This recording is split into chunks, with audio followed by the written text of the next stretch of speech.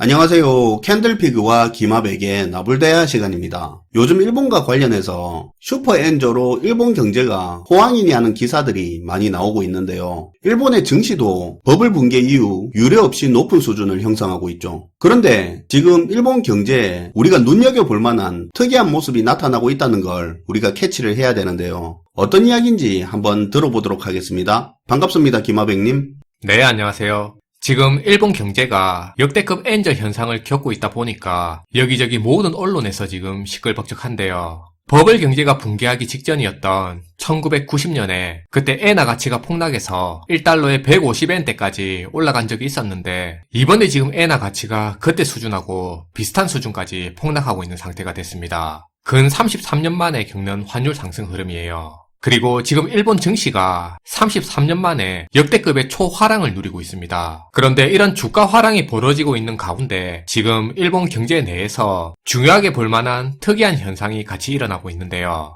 어떻게 보면 오늘 다룰 이 내용이 시사하는 바가 큰 내용인데요. 그래서 지금부터 다룰 내용에 대해서 좀 관심을 가지고 들어주시면 좋을 것 같습니다. 요새 일본 기업들 잘 나간다는 이야기는 많던데 상황이 실제로는 어떤가요? 네. 실제로 지금 일본 기업들 실적을 보면 진짜 정말 좋은 상태예요. 우리가 잘 아는 일본을 대표하는 기업 도요타 같은 경우만 보더라도 세계적으로 자동차 수요가 위축되는 가운데서도 올해 자동차 판매가 너무 좋아서 지난 2분기까지 나온 실적이 작년보다 매출은 24%가 더 늘었고요. 영업이익은 무려 155%가 급증했다고 지금 알려지고 있습니다. 그리고 도쿄 증권거래소에 상장된 일본 상장사들의 올해 3분기까지의 순이익을 보더라도 지난해 같은 기간보다 30%가 넘게 증가했고 우량 대기업 상장사 260곳의 주가는 이미 올해 역사상 최고치를 기록하고 있는 중입니다. 지금 일본 기업들이 슈퍼엔저 바람을 타고 상장된 주요 대기업을 중심으로 실적이 굉장히 좋은 상황이에요.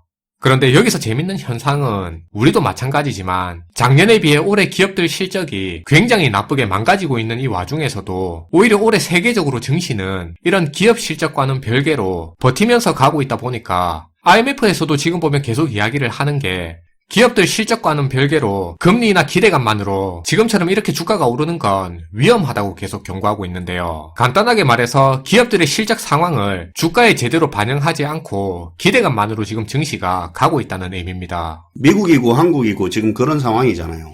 네. 그런데 반면에 지금 일본 같은 경우에는 진짜 기업들 실적이 좋아서 일본 증시가 지금 날아가고 있는 거예요. 그리고 일본 증시가 화랑인 그 중심에는 제조 대기업들이 대부분을 차지하고 있고요. 그러면 이제 여기서 제가 퀴즈를 하나 내볼게요. 갑자기? 네, 간단한 거예요. 앞에서 얘기한 것처럼 지금 이렇게 일본 제조기업들이 실적이 엄청 좋아지게 됐는데 그러면 지금 일본의 무역 수지는 얼마나 좋을까요? 제조업 중심의 일본 대기업들 실적이 큰 폭으로 증가했다고 했으니까 무역 수지도 크게 늘고 있겠죠? 지금 화면을 같이 한번 보실게요. 이거 일본 거 맞아요? 네, 맞아요. 화면의 그래프는 최근 5년간 일본의 무역 수지를 보여주는 자료입니다. 이게 좀 이상한 것 같은데?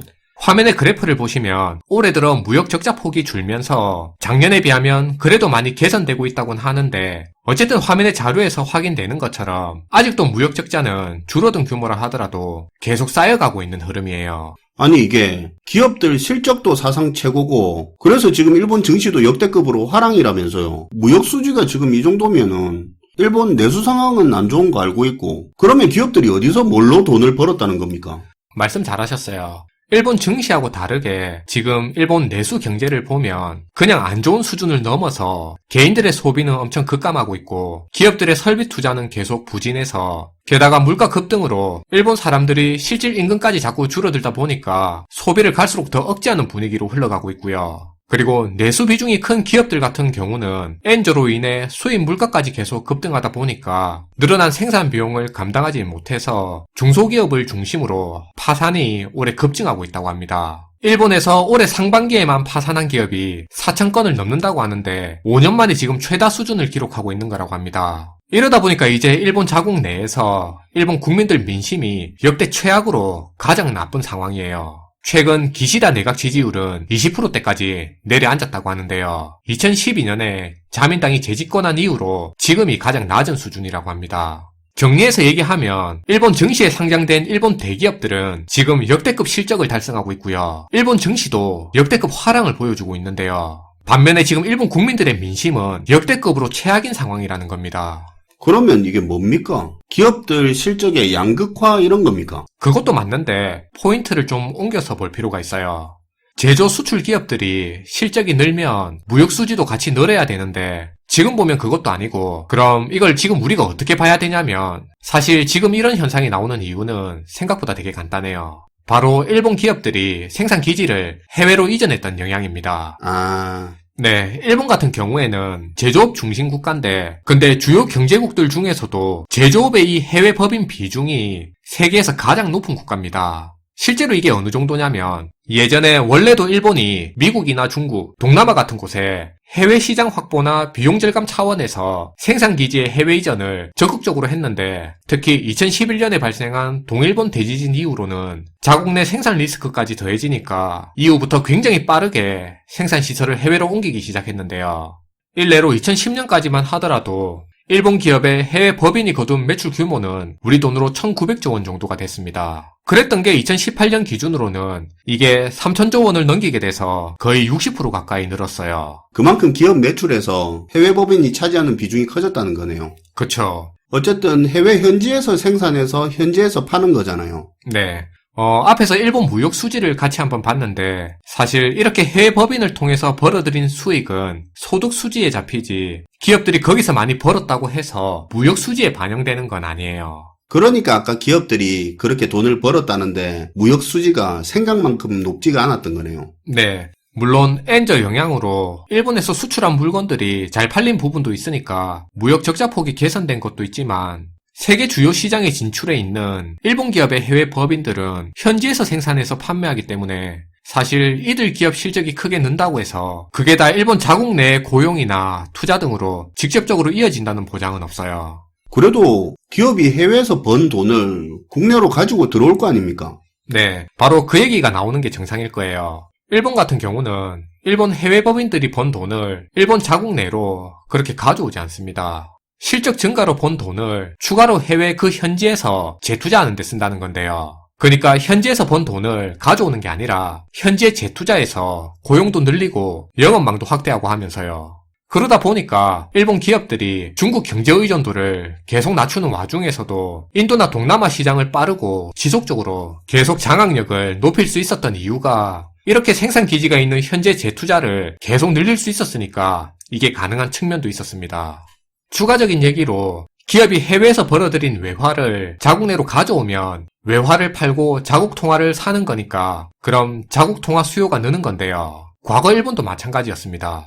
그런데 지금은 이렇게 해외에서 벌어들인 수익을 해외에 재투자하는 식으로 하니까 일본 기업들이 실적 좋고 외화를 크게 벌었다고 해서 엔화 가치가 떨어지는 걸 차단할 엔화 매수세가 크게 늘어날 건덕지도 별로 없어요.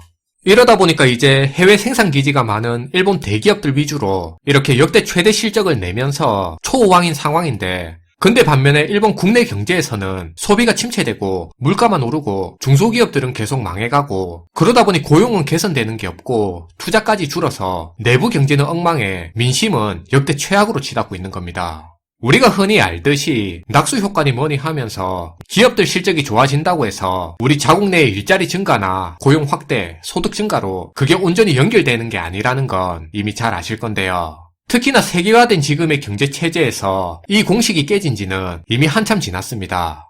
개인적으로는 요번에 일본 경제에서 나타나고 있는 지금 이 모습이 방금 말한 이걸 대표적으로 보여주는 그런 사례인 것 같아요. 이게 지금 듣다 보니까 굳이 예를 들어보자면 약간 이런 느낌이네요. 아빠가 사업 잘 되고 돈 많이 벌면 당연히 가족들도 같이 잘 사는 건데, 근데 아빠가 사업으로 돈도 엄청 잘 벌고 사업도 확장하고 그렇게 하는데 이 돈을 밖에서 번 돈 밖에서 다 쓰는 거네요. 네, 그렇게 볼 수도 있을 것 같아요. 뭐 밖에서 딴짓거리하고 돌아다닌다는 뭐 그런 의미가 아니고, 번 돈을 사업도 확장하고 재투자하고 직원들 복지도 늘리고 거래처 접대하고 영업망 늘리면서 열심히 돈 벌어 회사 키우는 건 맞는데, 근데 집에 생활비는 200 갖다 주는 거네. 그쵸. 예전에 200 벌 때도 200 갖다 주고 지금 사업 잘 되고 돈 잘 버는데도 아빠가 계속 200씩 갖다 주는 겁니다. 아빠가 돈 잘 버는 게 식구들이랑은 크게 상관없는 거네. 네. 캔들피그님이 그냥 웃자고 표현을 그렇게 하셨는데 굳이 따져보면 틀린 말도 아닌 거죠.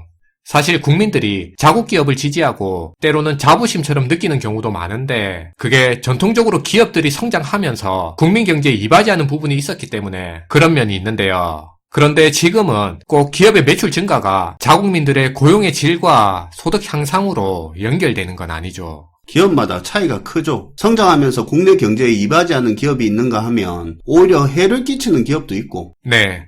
아무래도 일본도 지금 이런 문제가 있다 보니까 일본도 사실 해외로 나간 기업들을 국내로 불러들이는 리쇼어링을 굉장히 적극적으로 하고 있는데요. 그런데 제조업 산업 자체가 인프라 기반 산업이니만큼 그게 말처럼 그렇게 쉬운 짧은 기간에 가능한 일은 아니에요.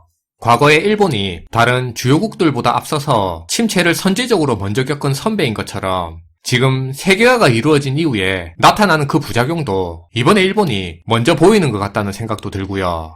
그래서 이런 부분을 우리가 생각할 때 기업들이 실적이 좋고 돈을 잘 번다고 해서 거기서 끝낼 문제가 아니라 기업들이 좋은 실적을 바탕으로 그렇게 번 돈을 국내에 가지고 들어와서 일자리를 늘리고 국내 투자를 확대하는 데 쓸 때 그때 우리가 그 기업을 적극적으로 지원해야 되는 거지. 이런 역할을 못하는 기업들에게는 우리가 사실 기업이라는 타이틀만 가졌다고 해서 무조건적으로 지원해준다거나 할 그럴 이유는 없어요. 우리가 무조건 기업 최우선만 외칠 게 아니라 기업 이익이 느는 만큼 고용 등 지속적으로 우리 경제와 사회 선순환에도 기여하는 기업들을 최우선적으로 지원하고 지켜야 한다는 걸 우리가 이런 부분은 구분을 해서 이해하고 봐야 될 것 같습니다. 네, 오늘도 잘 들었습니다. 김하백님.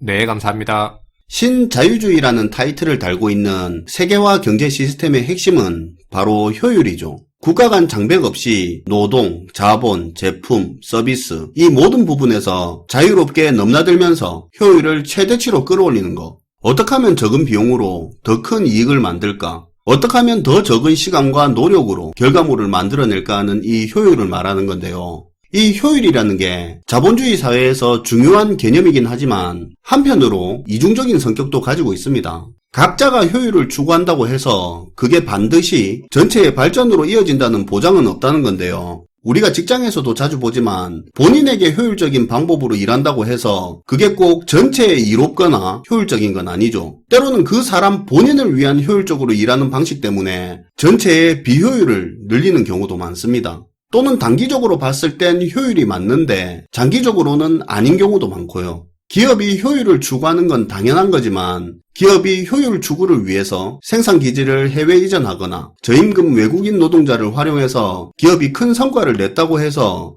그게 사회 전체에 긍정적이라고 할 수는 없죠. 이미 선진국들을 중심으로 자국 일자리 감소 문제나 이주 노동자로 인한 사회 갈등 문제를 겪고 있는 것도 사실이고요. 이번에 드러나고 있는 일본 경제 상황은 신자유주의 세계화 경제 시스템에서 드러난 그 부작용을 아주 잘 보여주는 사례가 아닌가 하는 그런 생각이 듭니다. 당장 효과가 확인되는 단기적인 관점에서 효율도 중요하겠지만 더 장기적인 차원에서 더 넓은 관점에서 효율을 도모하기 위한 고민도 필요하지 않나 하는 생각을 하면서 오늘 영상을 마무리하도록 하겠습니다. 시청해주셔서 감사하고요. 지금까지 나불대화 시간이었습니다.